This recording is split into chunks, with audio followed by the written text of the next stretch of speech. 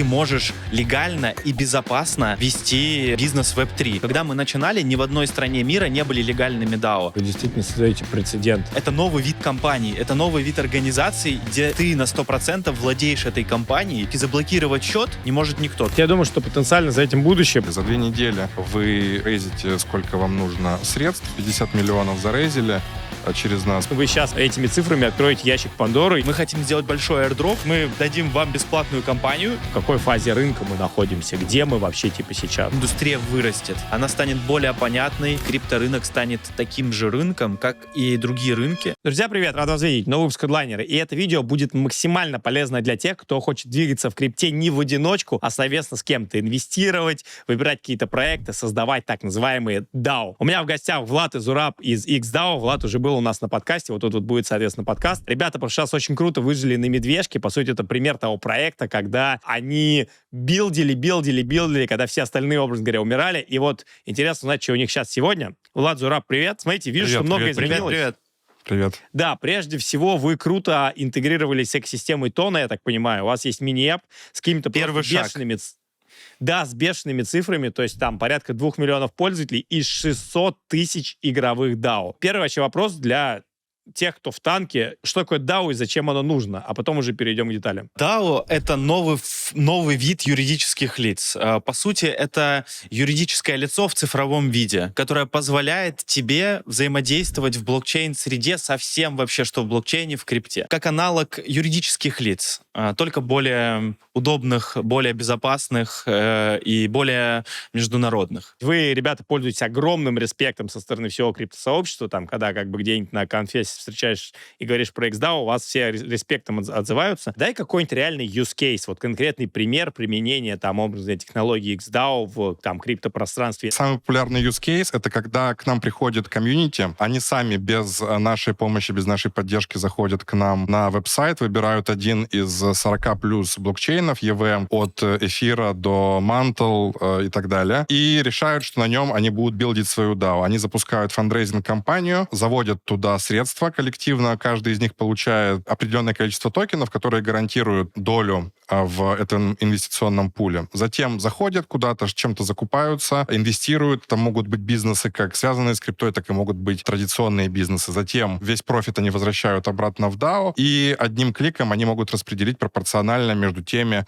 кто зашел в их DAO. Поскольку у нас более 90% наших пользователей, крупнейших пользователей, они приходят из Телеграма, то они попадают вот из уютного мессенджера, они в этот суровый мир Web3, метамасков, газа, пир-ту-пир сделок, необходимости отправлять свои деньги с карты на карту незнакомым лицам. И это становится бутылочным горлышком. Поэтому мы давно смотрели в сторону экосистемы Тона, конечно же. Но если вы вспомните, еще год назад, в прошлом году, до того, как выстрелил Notcoin, в Тоне практически не было никакой ликвидности, поэтому мы не были Зеленые готовы палки так сильно рисковать. все. Есть. Конечно. Не было стейблкоинов. Да, не было USDT, а это основная ликвидность вообще, в которой идут чаще всего сборы. И поэтому с появлением USDT для нас это просто был зеленый флаг, чтобы идти туда, и это являлся основным драйвером. Самое главное, что мы хотим пересмотреть, мы хотим изменить подход и понимание, что такое DAO. Изменить этот концепт в том изначальном виде, в котором он пришел, и упростить до уровня Телеграма, то есть сделать так, чтобы пользоваться DAO это было так же просто, как пользоваться банковским приложением. И тебе для этого ничего не надо было. То есть мы работаем над тем, чтобы в более широкие массы выдвинуть эту историю, да, чтобы можно было удобно платить зарплаты в крипте, чтобы можно было удобно зарегистрировать быстро компанию, когда она тебе нужна, под какие-то цели, чтобы можно было быстро заключить с кем-то контракт и договор. Все это наша задача нашего проекта — трансформировать и вывести на новый уровень. Слушай, а какие целевые регионы? Я как довольно лоялен как к системе Тона, но я не очень понимаю, что они там делают. То есть вот вы говорите, окей, стейблы появились, но у меня никто никогда за прошедшие полгода мне не заплатил ни одной транзакции в стейбле Тона. То есть вообще даже такого не было. А потому что ты не просил. Я даже не могу попросить. Мне, знаешь, мне даже в голову не приходит начать пользоваться стейблами типа в экосистеме Тона. Расскажите с точки зрения, может быть, движухи, что там реально происходит, потому что такой смелый разворот, да, то есть типа можно же было построить там на Солане, на Эфире, а вы такие выберете, окей, Телеграм. Нету ли ощущения, что это сужает рынком СНГ? И второе, окей, вот там я вижу цифры, 27 тысяч DAO создано, да, 600 тысяч игровых. В деньгах, может быть, сколько в среднем на один DAO приходится, сколько ребята собирают. Просто, возможно, вы сейчас этими цифрами откроете ящик Пандоры, и окажется, что люди собирают по $500 000 там в этих DAO в Телеграме. Так примерно и собирают. Эти чеки бывают и гораздо крупнее. В Телеграме огромный рынок, то есть мы оцениваем там до нескольких миллиардов, может быть, то есть не публично собираться, обсуждая в Телеграм-чате. Что касательно цифр, то есть чтобы понять, да, что вообще происходит в нашей экосистеме, в плане DAO, наверное, у нас сейчас крупнейшая экосистема по количеству пользователей и организаций, и через них суммарно прошло стейблкоинов более $100 миллионов вот на днях. Это DAO, это что? Это закрытые чатики каких-то криптосообществ, криптоканалов. Кто основные, наверное, ЦА вот именно вот этих вот пользователей, которые деньги сами инвестируют? Обычно как это строится по нашему опыту? Есть чат в Телеграме, который выстраивается вокруг того или иного KOL, который под свой авторитет, под свои успехи, под свою экспертизу собирает вокруг себя комьюнити. Зачастую это десятки тысяч, иногда сотни тысяч человек. И мы даем возможность, добавив нашего бота, трансформировать это комьюнити в DAO, которое может зафандрейзить. Вот, например, у тебя есть свое комьюнити, ты выходишь и говоришь: ребят, у меня есть вот такая гипотеза, либо есть вот такая тема, идея, в которую мне требуется фандинг. Давайте сделаем это вместе. Ты подключаешь туда DAO-бота, настраиваешь его, запускаешь фандрейз-компанию. Это могут сделать и твои менеджеры настроить, да, ты лишь будешь подписывать эти транзакции. И устанавливаешь там сроки сбора, например, 2 недели. За 2 недели вы рейзите, сколько вам нужно средств. У вашего чата уже появляется свой как бы бизнес. Ты будешь туда же возвращать будешь весь профит и дистрибьютить его. Помимо этого, мы хотим охватить более широкий рынок и предоставить не только инструмент для фандрайзинга, также, по сути, мы хотим сделать DAO это той оболочкой, через которую ты можешь легально и безопасно вести бизнес Web3. То есть DeFi протоколы, они не дают справки, когда ты где-то купил крипту или продал, когда ты продал какие-то токены, когда ты продал какие-то NFT. Ты совершаешь финансовые операции. И очень важно понимать, что вот эти финансовые операции в ближайшем будущем, за них будет очень жесткий контроль.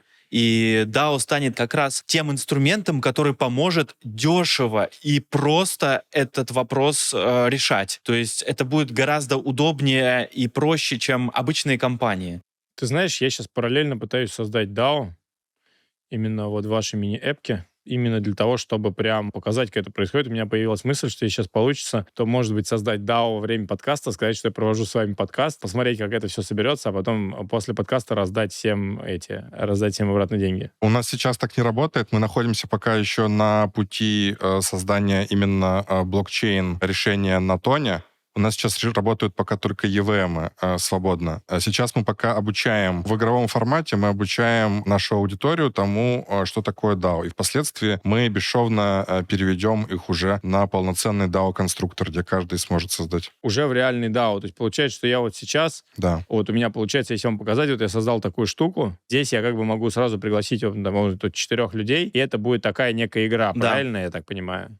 Да, Да. И более того, ты можешь создать синдикат. Это как бы материнская такая DAO для целого ряда DAO и пригласить к себе в синдикат, в брендированный синдикат, чтобы все вступали, и вы таким образом там зарабатывали еще больше в соответствии с правилами. А расскажи еще раз про синдикат. Что такое синдикаты? Синдикаты — это объединение различных DAO? Да, совершенно верно. Здесь важно понять, разграничить две плоскости. То есть первое, у нас есть сетка продуктов, через которых прошло более 100 миллионов. Это сетка на EVM блокчейнах. Это уже профессиональный, полноценный инструмент, который уже работает 3 года, и им можно пользоваться на все 100%. Он очень профессиональный. То есть там есть очень много возможностей, даже о которых мы сейчас не будем говорить, но это более профессиональный режим. И есть история в Телеграме, когда мы хотим собрать большое количество людей и сказать: смотрите, это новый вид компании, это новый вид организаций, и мы вас приглашаем сюда попробовать. То есть мы дадим вам бесплатную компанию и еще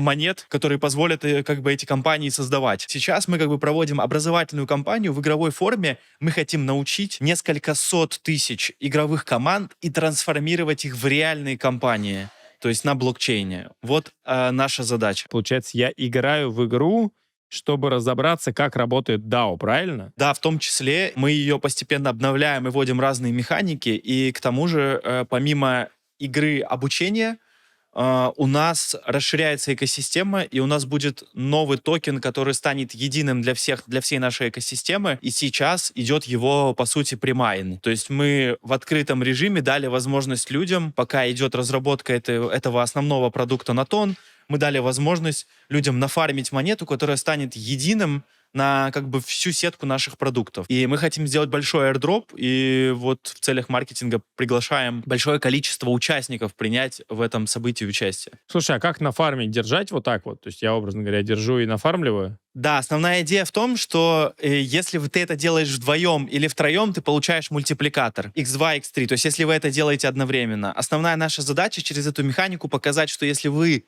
объединяетесь группой и делаете совместные усилия, ваш результат приумножается. Есть еще большие группы объединения, это синдикаты, которые могут все вместе в одно время, один раз в день, то есть просто заходить и фармить очки в одно время. То есть дается, они выбирают полчаса, когда у них мегафарм, и весь синдикат заходит и фармит очки в такой простой форме. Прикольно. Вот именно концепция с одновременным фармом, когда все вместе начинают фармить какую-то штуку, это, в общем, интересно. И очень дорого. Есть такая привычка. Дорого в каком плане? По серверам, то есть это прям реально как получается майнинг, то есть в упрощенном виде, то есть когда большое количество людей, десятки тысяч, там 50, 60, 70 тысяч одновременно жмут на одну кнопку, это уже не просто кнопка, это уже целая инфраструктура, которая это держит. У вас очень крутые, кстати, показатели. И по просмотрам, и по прочим историям. Я смотрю, типа, даже в канале на 4 миллиона человек 700 тысяч просмотров, там, 800 тысяч просмотров. Причем, я так понимаю, что когда вы начали-то? С какого числа? Мы начали в сентябре. Дело в том, что у нас здесь есть две особенности, которые нас отличают. Первое, мы не гонимся за цифрами, то есть мы не хотим показать перформанс, мы не хотим стать там новым хомяком или там собрать самое большое количество людей, да. Нам это не интересно. Мы работаем на небольшое, но качественное комьюнити, и у нас есть помимо там того наше комьюнити, которое мы активизировали, и комьюнити, которые как бы пришли на этой волне поучаствовать в этой истории, и я думаю, людям нравится то, что мы не просто игра, и они понимают, что за этим стоит как бы компания и технология, которые, возможно, будут пользоваться там ближайшие десятки лет, и она будет актуальна. Я думаю, что людям нравится и хочется принять участие в чем-то новом, то есть то, что действительно может изменить какие-то текущие процессы, и им это интересно. Да, ну и плюс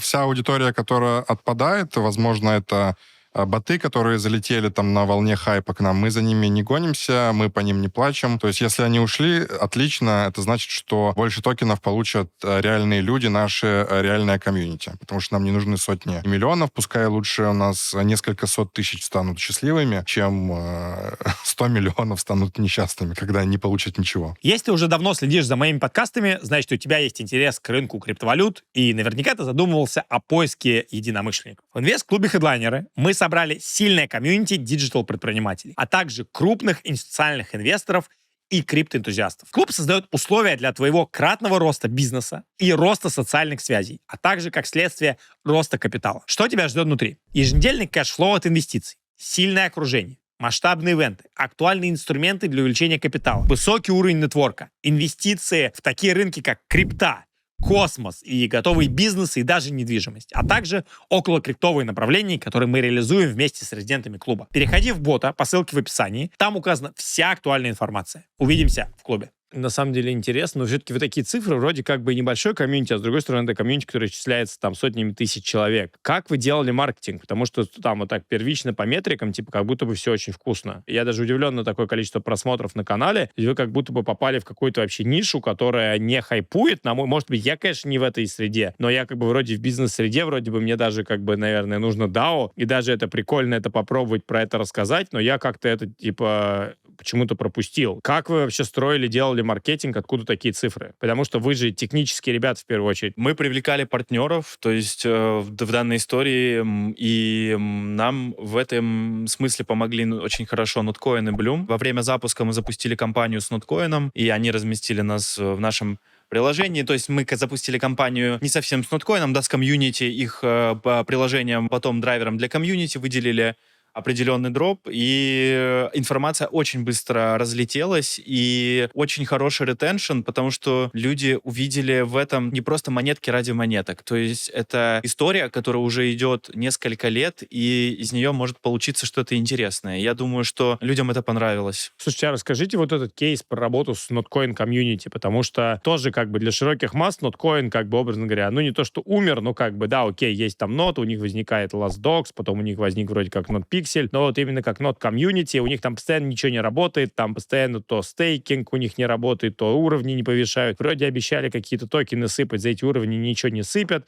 Ну и как бы такое ощущение, что как будто бы хайп, образно говоря, вокруг нота прошел. Но вы сейчас говорите, что на самом деле там, благодаря компании, у них там остались какие-то, видимо, core-юзеры, которые прям, типа, вовлечены в процесс, и которые дают очень крутой 100%. engagement. Да, у Notcoin очень классная, активная комьюнити, которые уже выиграли. Я считаю, что Notcoin, он уже выполнил свою задачу, и он уже стал успешным, и все цели он как бы выполнил уже. Это игра, на которой люди заработали, и заработали хорошие деньги. У них действительно есть вот такой хороший фундамент, который вместе с нашим комьюнити, вместе с нашими дружественными инфлюенсерами, каналами, то есть мы все это объединили, и получилась как бы интересная история, за что им большое спасибо. Я думаю, что у нас получилась классная коллаборация. Да, у Notcoin очень качественная, концентрированная комьюнити, которая сразу заранее аллоцирует большой кредит доверия. И мы его получили. Соответственно, дальше маркетинг уже пошел развиваться по сарафанному радио. Если вы там вобьете TonexDAO в Твиттере, либо на Ютубе, вы увидите, что генерируется там буквально ежедневно огромное количество контента, когда вот какие-то микроинфлюенсеры либо полноценные инфлюенсеры со всего мира, они зашивают туда свои реф-ссылки и рассказывают своей аудитории то, что на рынке есть вот такой прикольный продукт. Они объединяются вместе, они создают синдикаты, и люди уже становятся неразобщенными, они уже начинают принадлежать к какой-то общности, пусть и виртуальной. Это именно абсолютно наша задача. Сделать так, чтобы люди поняли, что вместе им быть лучше, чем по отдельности. Мы перезнакомили десятки тысяч людей. То есть десятки тысяч людей, они просто начинают вместе там вступать в DAO, синдикаты, время, когда кому удобно заходят, создают команды. Как бы интересно то, что мы десятки тысяч людей, эти контакты у них останутся. То есть там TonexDAO пройдет, они там получат airdrop, а вот контакты людей, вот этот социальный элемент, он как бы крайне важен. И я считаю, что у нас получилось благодаря этому построить очень классное комьюнити, которая просто очень сильно нас поддерживает, дает нам очень много обратной связи осмысленной и помогает нам как бы эту экосистему выстраивать. Самое интересное еще впереди. Мы в большом объеме дадим возможность всем нашим комьюнити из вот этой небольшой игровой DAO стать нефинансовой организацией внутри нашего как бы большого синдиката. То есть фактически эти игровые команды юридически станут уже иметь другой статус. И, по сути, это первый эксперимент, когда в большом объеме ты сможешь зарегистрировать. На первом этапе это не финансовая компания будет, да, но уже позволяет выступать как от имени юридического лица, от юридической группы. И это будет интересный эксперимент, потому что в таком количестве никто этого никогда не делал. Одновременно сотни тысяч, миллионы человек, они узнают о том, что существует DAO, о том, что все, в чем они участвовали, начиная с сентября 2024 года, это было гораздо больше, чем игра. Они заинтересуются, они начнут разбираться, у них уже сформированы группы. Со временем мы после релиза уже нашей полноценной DAO-экосистемы в Тоне Телеграме, все эти люди, мы уверены, после дропа, они начнут пользоваться нашим функционалом. Более того, токены, которые они получат, вместе с ними они получат возможность конвертировать их так называемые DAO-пассы. Это NFT-шки, которые фактически являются ключами доступа к созданию и работе с DAO. Они будут торговаться на NFT-маркетплейсах, и мы предполагаем создать такой же интерес к ним, как был создан 2 года назад, 3 года назад к номерам с 3 восьмерками. Те, кто не успел залететь в них тогда, сегодня кусают локти, потому что они дали десятки, сотни иксов. И сейчас люди, они получат не просто токены, они смогут их конвертировать. Если захотят, они могут пойти и продать их просто на бирже. А если они смотрят чуть дальше сегодняшнего дня, то они сконвертируют их в DAO-пассы, которые будут востребованы рынком завтра. и смогут ими торговать уже. Как вы вообще вот это все в голове увидели в разрезе идеи? Как такие штуки рождаются? Они рождаются из брейнсторма. Вот та точка, где вы сейчас, как она сформировалась в прошлом? Она как бы формировалась постепенно. Изначально, то есть у нас точечно приходили запросы на том, чтобы зарегистрировать DAO легально. То есть когда мы начинали, ни в одной стране мира не были легальными DAO. То есть я когда-то там года 4 назад выходил на конференциях и говорил, когда-то через лет 10 эти организации будут легальными в некоторых странах. Вот. И уже сегодня, да, это Швейцария, Соединенные Штаты, Арабские Эмираты, ведущие страны их начинают принимать как такую же форму юридического лица. Это подтолкнуло нас первое к тому, чтобы, а что если вообще это автоматизировать? Всегда же как вот компании, это такие как бы бюрократии, даже сегодня, да, несмотря на то, что у нас такие технологии, а что если это можно вообще делать без юристов? Что если это можно упростить все настолько, что как бы люди могут это делать сами, да? У нас есть люди, которые управляют социальными сетями, но ты же там, за тебя кто-то не регистрируется на сайте, да? Это такие уже базовые простые вещи, которые мы делаем все сами, и нам пришла идея, что вот если это все как бы упростить и показать людям, что вот смотрите, может быть как бы по-другому, вот такая новая форма, новая идея. И я думаю, как бы поворотным моментом стало две вещи. Первое — это запуск стейблкоинов на Тоне, потому что мы давно смотрели, наблюдали, и когда там появился USDT, мы такие, вау, классно, надо внимательно посмотреть, потому что это большой рынок. Параллельно мы XDAO, то есть Зураб выстраивал систему по работе с клиентами, и мы поняли, что большой спрос есть на то, чтобы собирать эти деньги в Телеграме. И потом запустился Notcoin, и мы увидели, что вау, это объявили как бы тренд на миняпки, и давайте попробуем тоже в эту историю зайти и сделать это сейчас. А какие риски обратные есть вот у DAO, например? Вот я просто думаю, окей, вот, допустим, куча людей, они, допустим, оформят какую-то некоммерческую организацию в ОАЭ, например, да? Но ведь кто-то просто представлен анонимным никнеймом в Telegram, кто-то анонимным номером, кто-то готов показать свой паспорт, Да. кто-то не готов. Вот это вот как это все вообще устроено? Здесь есть два пласта. Один пласт — это чистый DeFi, где можно работать и пользоваться точно так же, как мы привыкли делать это на эфире и других блокчейнах. И это пласт необходимости перейти в легальное поле, если для вас это важно, если вам важно зарегистрировать эту компанию. Поэтому, если вы решаете перейти, зарегистрировать свою DAO, приравнять ее к LLC, то, конечно, вам нужно раскрыть свои данные, потому что здесь идет контроль государственный, контроль юрисдикции, контроль регулятора, это AML-политика и так далее, и так далее. Если вам этого всего не нужно, и там требования юрисдикции, где вы являетесь резидентом, они не обязывают вас раскрывать вот эту часть вашей жизни, то вы можете продолжать функционировать исключительно в поле DeFi. Это open-source решение смарт-контракта, они находятся в открытом доступе. Каждый берет риски сам на себя. Мы фактически просто предоставляем инструмент, предоставляем возможности играть как по одним правилам, так и по другим правилам. Ну, интересный рынок вы создаете. Получается, вы действительно создаете прецеденты такие, как бы, то есть это... Да, мы, по сути, сейчас с киркой идем и рубим камень, как бы первые прокладывая эту тропинку в скале прорубаем. Посмотрим, я думаю, это будет такая плотная работа с регулятором, с экономической зоной, и постепенно со временем мы наработаем эту базу, потому что у нас самая большая как бы практика из DAO-экосистемы, кто что-то делает, то есть не какие-то единичные, да, DAO-компании, а именно кто строит экосистему из этого. У нас самое большое количество опыта, юзкейсов, мы будем это все тестировать, я думаю, получится что-то интересное, то есть это будет обтачиваться, что-то будет изменяться. Но самое интересное здесь как бы про другое. Вот раньше как, да, мы привыкли, что вот наша компания, это мы как привязаны, приписаны где-то. Нашу компанию могут забрать, ее могут аннулировать, ее могут, то есть наша компания — это не наша собственность, это просто где-то записано, да, как бы, что у нас там какая-то доля, но мы ей полностью не владеем. А здесь это как бы смена парадигмы, потому что DAO — это, по сути, парадигма там, где ты на 100% владеешь этой компанией, и даже если, допустим, к нам придет регулятор и скажет, ребята, вот это DAO вообще нам не нравится, они что-то нарушили. Они скажут, уберите ее из реестра, все, она как бы нелегальная. Мы такие, окей, мы убираем ее из реестра, она нелегальна. Но это максимум, что мы можем сделать. То есть мы не можем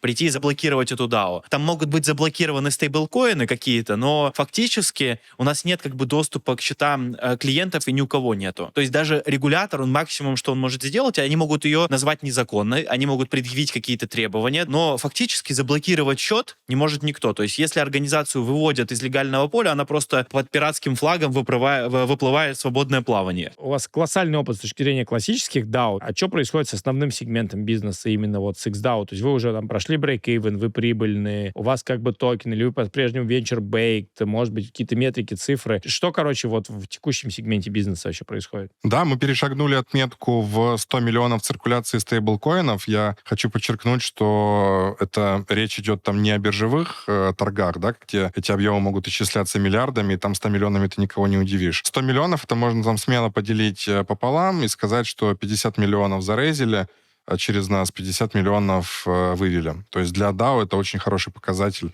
тем более для таких DAO, где работают не киты и гиганты рынка, да, и хранят там просто свои многомиллиардные трежери. Речь идет о DAO именно массового потребления, для массового рынка. Соответственно, это наша главная метрика сейчас по продукту. У нас идет монетизация со сбора определенная. Образно говоря, вот у вас есть сбор, какие вообще комиссии, платформы, сколько собирают, как оно вообще все? Да, мы берем 1% от суммы сбора. За оборот не берем никаких. То есть на вывод нет никаких, на распределение нет. То есть это получается, что один раз, когда ты как бы собираешь DAO, если ты его собрал, ты дальше, получается, все, 1% заплатил и погнали. Да.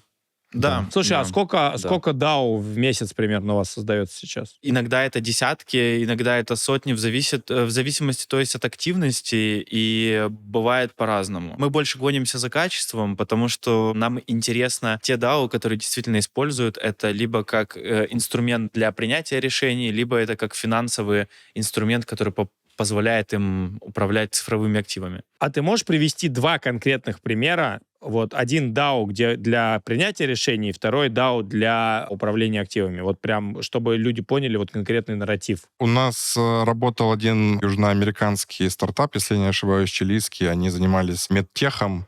Они создали просто свой внутренний токен, который нигде не торговался. Он у них был типа управляющим токеном. И они проводили опросы, голосования по стратегии развития их сообщества просто через нас. У нас есть аналог снапшота, где просто проходит офчейн голосование в зависимости от того, сколько у тебя тех или иных токенов. И там, с другой стороны, есть чисто финансовые DAO, например, DAO-ARK, это ребята, комьюнити которых несколько сот человек, инвесторов порядка 600 человек. Они делегировали свои голоса управления 40 или 50 управляющим менеджерам и инвестируют в различные сегменты, как в реальный сектор, так и в искусственный интеллект, в Web3 и во многое другое. Затем они также возвращают эти средства, все, что генерирует их бизнесы, и распределяют это все прозрачно между своими инвесторами. Есть очень много именно телеграм-комьюнити, которые собирают на те или иные идеи. Там и на картинг через нас собирали, и на airdrop фермы собирали. Ну, то есть там регулярно происходят какие-то интересные вещи. Кто-то прогоняет сборы, там, не оставляя никаких опознавательных знаков публично. Да, значит, они делают это все на свои там закрытые какие-то комьюнити. Мы там не можем точно знать, на какие цели идут эти средства, но, опять-таки, у нас есть определенная законодательная база, Terms of Use, по которым мы готовы сотрудничать с любыми органами, с решениями суда, в случае необходимости убирать из публичного доступа эти DAO. Но, опять-таки, смарт-контракты мы никак заблокировать не можем. Но сделать мы ничего с ними не можем, абсолютно, да. То есть максимум, что мы можем, это как бы сказать, что вот здесь осторожней, как бы какую-то пометку делать. Мы просто как сделали инфраструктуру для создания таких решений. Вот. И каждый уже пользователь, каждая группа несет самостоятельную ответственность за то, как они используют табуретку, да, чтобы сидеть или там для чего-то еще. Я погуглил именно DAO-ARK. Что это такое? Действительно, инвестиционный фонд 600 плюс инвесторов и фонд 1,2 миллиона долларов. Мы инвестируем в добычу золота, полезных ископаемых и IT-компаний. Конечно, удивительные есть проекты. Уф! Наконец-то Blockchain Live возвращается в Москву. Да, чуть по другим брендам. Теперь он называется Blockchain Forum. Но это все та же самая классная, качественная аудитория, которая приезжает со всех уголков мира, чтобы 2 дня, 23-24 апреля в Москве, поговорить про крипту. Итак, слова словами, но давайте вспомним, как проходили две предыдущие конференции Blockchain Live с участием хедлайнеров. Blockchain Live в Дубае в апреле. Мы сделали невозможное. Мы как хедлайнеры, да, первый вообще блогер, инфлюенсер QL в истории, сделали стенд на конференции, который превратили просто в настоящий криптоверсус, я бы так сказал. Далее, в октябре, тоже в Дубае, Я уже выступал на главной сцене на английском языке с кейсом, как я в роли сооснователя и директора по маркетингу Hamster Combat раскачал проект с нуля до 100 миллионов пользователей за 61 день. А для мероприятия в Москве мы совместно с организаторами подготовили вообще отдельную сцену хедлайнеров, где мы все в том же кулуарном формате, я даже не знаю, как это по-другому сказать, обсудим все вопросы, которые есть у каждого из вас, где каждый сможет пообщаться со спикером, с любым QL и самое главное, друг с другом. Короче, думать надо делать. Сейчас, когда ты смотришь это видео, билеты стоят VIP 82 тысячи вместо 160, а стандарт 12 тысяч вместо 23. Поэтому прямо сейчас, я реально редко такое говорю, останавливаешь видео, переходишь по ссылке в описании, вводишь промокод Headliner, еще получаешь 10% скидку на эту цену и покупаешь билеты. В крайнем случае не сможешь пойти, ну продашь их x2. Особенно VIP-билеты, потому что они заканчиваются первые. И, конечно, увидимся на мероприятии в апреле в Москве. А вот теперь давай к токену, потому что вот прикольные примеры, два примера привели реальное использование. А что с токеном? Потому что я помню, были вот там, когда мы с тобой писали год-полтора назад, как раз были интересные мысли. Что с тех пор вообще изменилось, поменялось? Поменялось многое, и поменялся вообще сам подход. И сейчас у нас идет перезапуск. То есть у нас был токен, который мы запустили 2 года назад, и мы его запустили на дико медвежьем рынке, вот-вот перед падением FTX, точно, FTX. То есть мы его запустили на глубочайшем медвежьем рынке и запустили его на Uniswap, чем сделали, ну, просто большую ошибку, колоссальную. Потому что, чтобы создать большой ликвидный рынок, тем более в нашем случае, централизованные биржи, они необходимы. И нужно выходить там минимум там OKEX, Bybit. В лучшем случае, да, понятно, эту историю, если вводить на международный уровень, это нужно идти на Binance. Там есть определенные везде условия, правила, как и с точки зрения маркетинга, когда токен появляется и создает ажиотаж, так и с точки зрения каких-то других технических вещей. Плюс как бы за 2 года у нас изменилась токеномика, выросла экосистема. Мы как бы решили, что, ну, вообще-то мы еще и airdrop как таковой не делали, да, и как бы как его прикольно сделать. И вот все это связалось, и мы пришли к тому, что вот лучшим решением его будет перезапустить. То есть все, кто там холдеры сейчас, у них там есть наши монеты, они их обменяют на новую, в этом нет никаких проблем. Мы приостановили торги на всех, то есть там было 2 биржи, которые его залистили, можно сказать, самостоятельно, там MXC и BingX. Мы до этого, то есть, брали больше основной фокус на продукты, как принести пользу. То есть у нас не было в голове, как построить как бы спекулируемую там систему или так далее. Мы были как бы заточены на тем, чтобы создать удобный и классный продукт. И сейчас мы понимаем, как правильно создать здоровый большой рынок, как правильно перезапустить эту историю, какие надо делать аирдропы. И с более серьезной подготовкой мы готовим новый единый токен, который станет единым ключом вообще для всей нашей экосистемы наших продуктов. У него будет твердая утилити.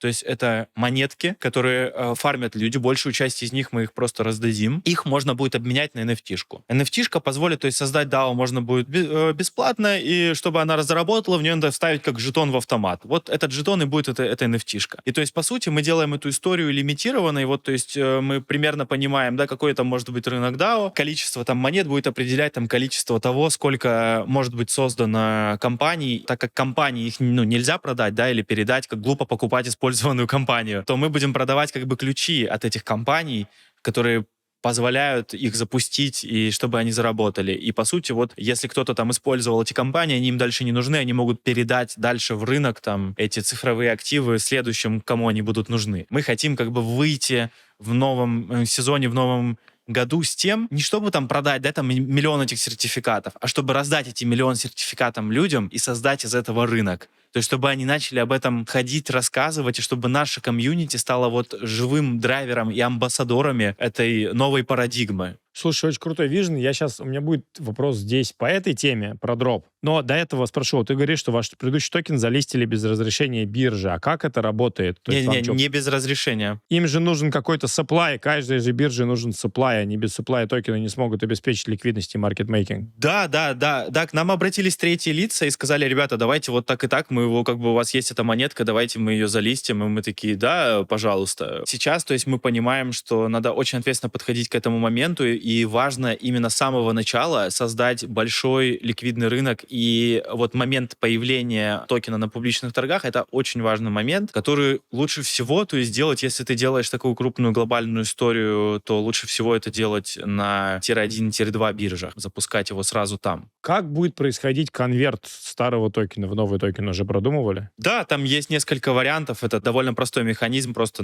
люди с одной сети как бы их отправят, и в другой сети их получат. Возможно, перед этим мы какие-то предварительные сделаем ваучеры. Ну, это такая... То есть это сделать несложно. То есть вы будете переезжать на тон, я так понимаю? Да, совершенно верно. Он будет конвертироваться пропорционально. У нас будет специальный портал, на котором ты замораживаешь в сейф токены XDAO, которые у тебя есть на руках в сети эфира, вставляешь свой кошелек тоновский, ставишь подпись, этот кошелек уходит к нам в базу данных, соответственно, мы пропорционально конвертируем. Мы не знаем сейчас общую эмиссию будущего токена, потому что он продолжает еще майнится. И там, например, на один токен XDAO будет приходиться энное количество нового токена DAO. Мы это все конвертируем, и человек сможет его заклеймить уже. А вы примерно прикидывали процент утраченных токенов, ну, которые вот типа утеряны? Утерянные в каком смысле? К которым нет доступа ни у кого? Да, у вас же там эмиссия размазана, скорее всего, там есть какое-то количество токенов, которые утрачены. Просто интересно в процентах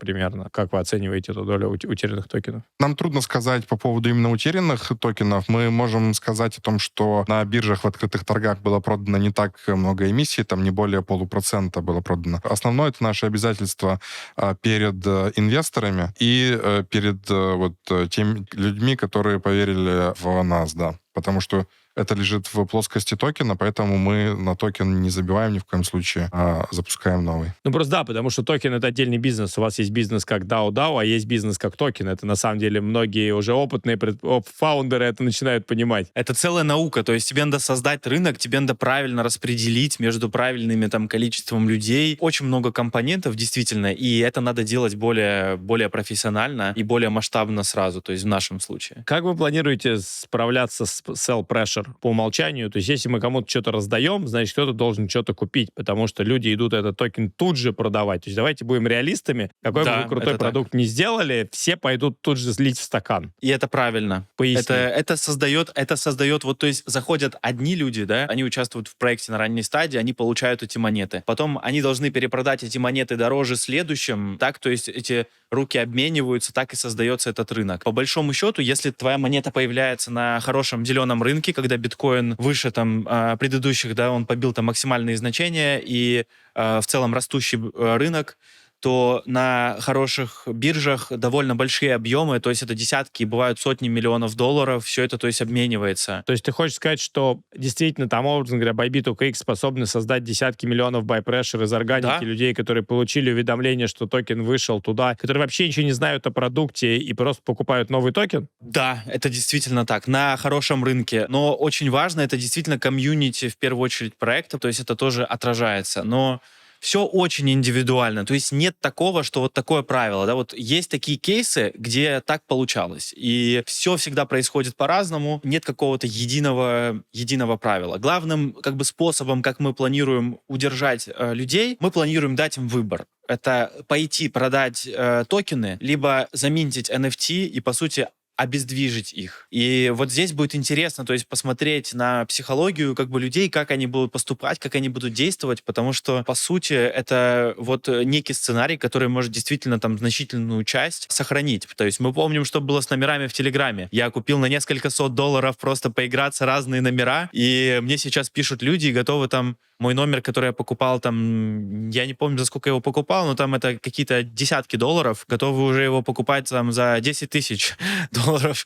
Мне писали номер, который кому-то понравился. И также обычные номера, да, они были по несколько тонов, стоила одна NFT-шка, это там по несколько долларов они были, и сейчас там дешевле $1000, их на фрагменте нету. Эти сертификаты организаций, они, может быть, не сейчас, но в течение там нескольких лет это будет все только расти. И даже сейчас уже, то есть большой поток людей, которые такие подумают и скажут: вау, мне это нужно прямо сейчас. А кто-то скажет: вау, а я это сохраню и оставлю на завтра. Это может быть интересно. Это может быть потом стоить гораздо больше. Вот здесь как бы интересно будет посмотреть, как это сработает, потому что у нас пока есть только предположения. Если эти токены будут слиты изначальными эмитентами, то есть те, кто их намайнили, да, то значит эти токены откупит кто-то поумнее, подешевле, конвертирует их в DAO Pass, то есть сертификат NFT, и все равно так или иначе их обездвижит. Вот это для меня загадка до сих пор одна. Мне пока никто не ответил. Может, я плохо копал. Я не понимаю, кто эти люди, которые пошли, например, Notcoin покупать на листинге. Или кто эти люди, которые пошли Major там и другие проекты, Docs покупать на листинге. То есть, Очень когда много людей. Я не понимаю, Влад, вот знаешь, в чем прикол?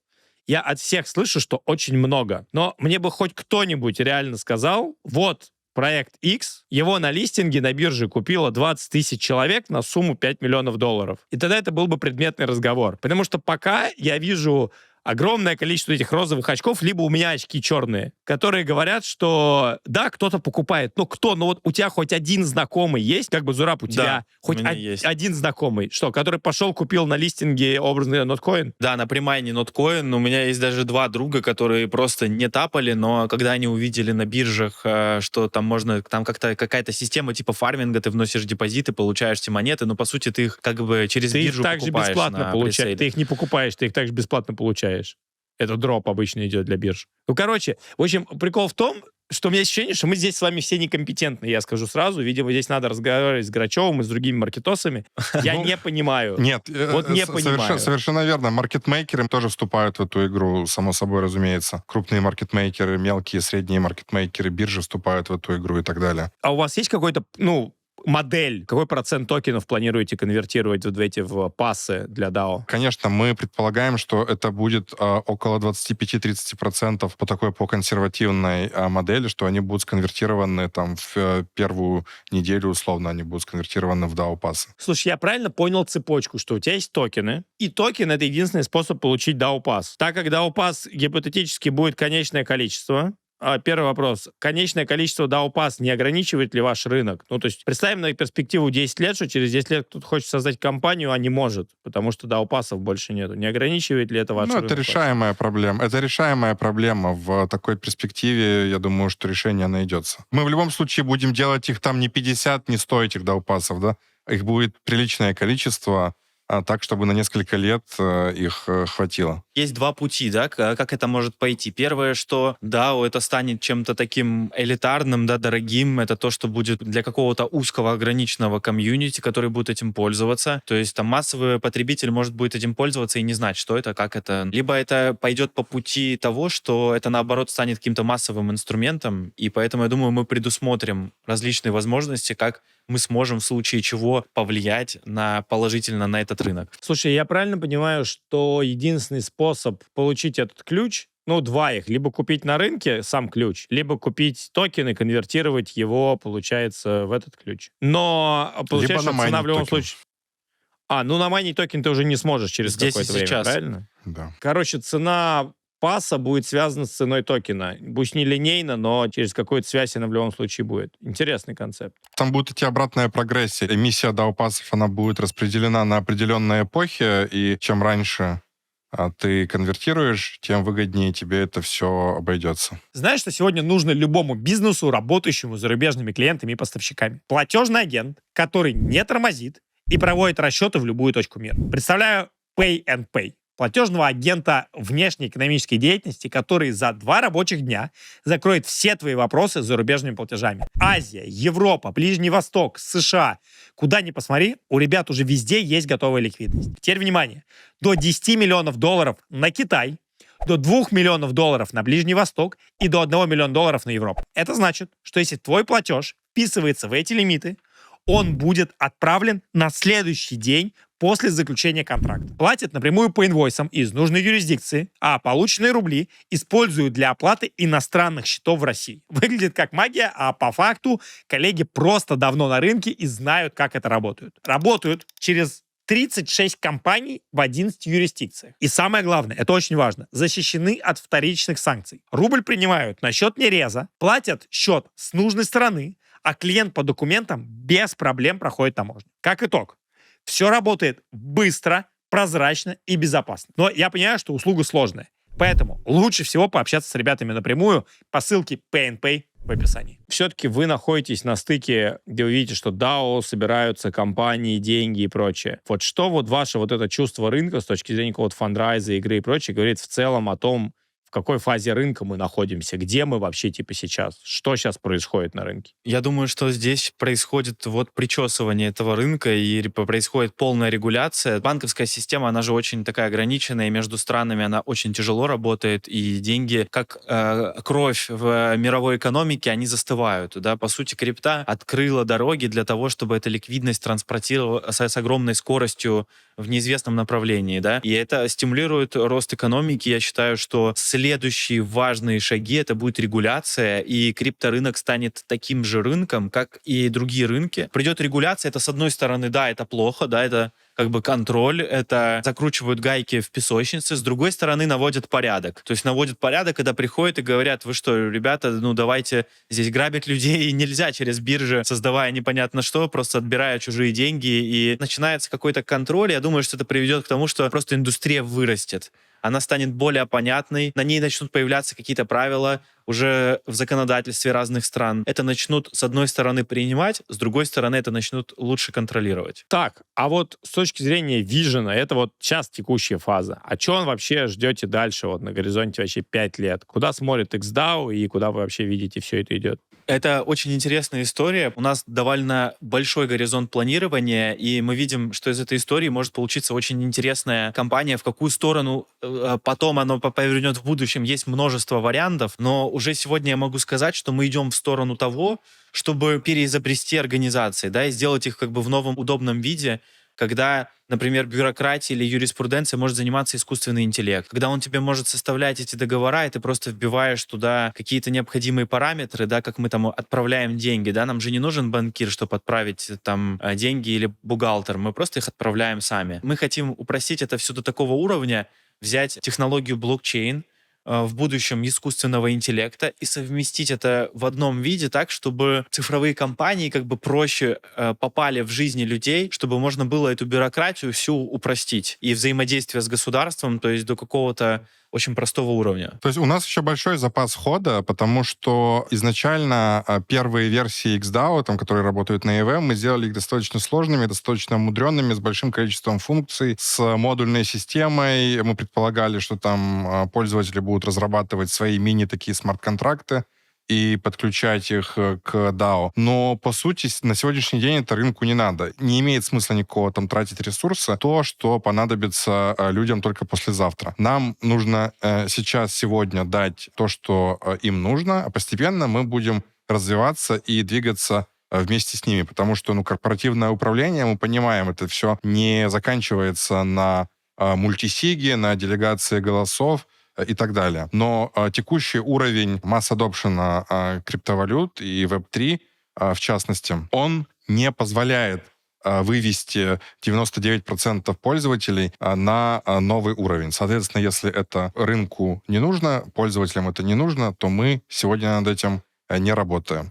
Но мы имеем это в нашей голове, мы это имеем в родмэпе. Это то, что мы будем добавлять там, спустя 5-7 лет и так далее. Где у вас headquarter, что называется? Я знаю, что просто я был у вас в офисе, мне посчастливилось даже 2 или 3 раза быть, и каждый раз, когда я залетаю в Парк Ю на Бали, я пишу Владу, иногда мы даже пересекаемся, не часто, но 2 или 3 раза мы, собственно, там пересекались. У вас все по-прежнему, офис там же, все работаете, все, все на местах, или какие-то изменения? У нас такое идет расширение, да, у нас legal находится в Сингапуре, и представительство еще есть в Индонезии и в Грузии. Наша команда довольно распределенная. В основном команда находится в Азии, в различных азиатских странах. И мы полностью, то есть, перешли на онлайн. Офис мы используем скорее для каких-то, как кабинет для персональных встреч, потому что работа онлайн гораздо эффективнее, как мы поняли. Ну и плюс мы притягиваем творческих молодых людей, и творческие молодые люди, как правило, они хотят быть свободными. Они хотят быть в одной стране, завтра в другой стране, они хотят перемещаться. И поэтому,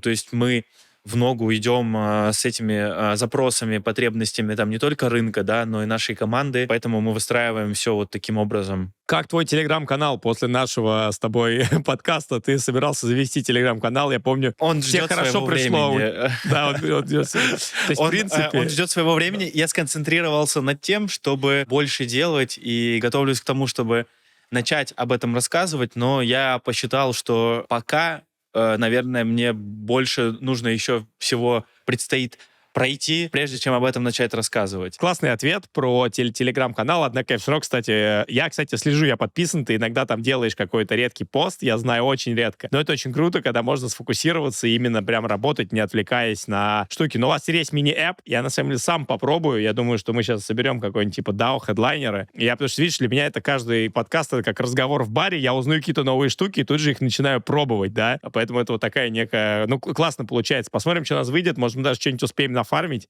и занять какое-нибудь место в топе. Мы вам сделаем, да, какой-нибудь подарочек обязательно, вот, и мы хотим, то есть, пригласить хедлайнеров в эту историю, поделиться с вами этой новой технологией, будем рады, вот. Но, кстати, еще один интересный момент, что вот про тему DAO, то изначально вообще эта концепция появилась как децентрализованные, автономные организации. Изначально как бы идея заключалась в том, чтобы передать полностью власть народу, да, все распределить, и мы тестировали вот такие системы, и, как показывает практика, гораздо эффективнее, когда принимают решения не все, а принимают решения специалисты, которые несут за это ответственность, и поэтому мы этот термин немного меняем. То есть в нашем понимании DAO — это digital, цифровая автономная организация. То есть она цифровая в цифровом поле, она автономная, потому что кроме создателей этой компании никто не имеет к ней доступа, и это организация. И мы в этот термин вкладываем, потому что DAO может владеть один человек, DAO может владеть 2 человека, 3 человека и так далее. То есть это просто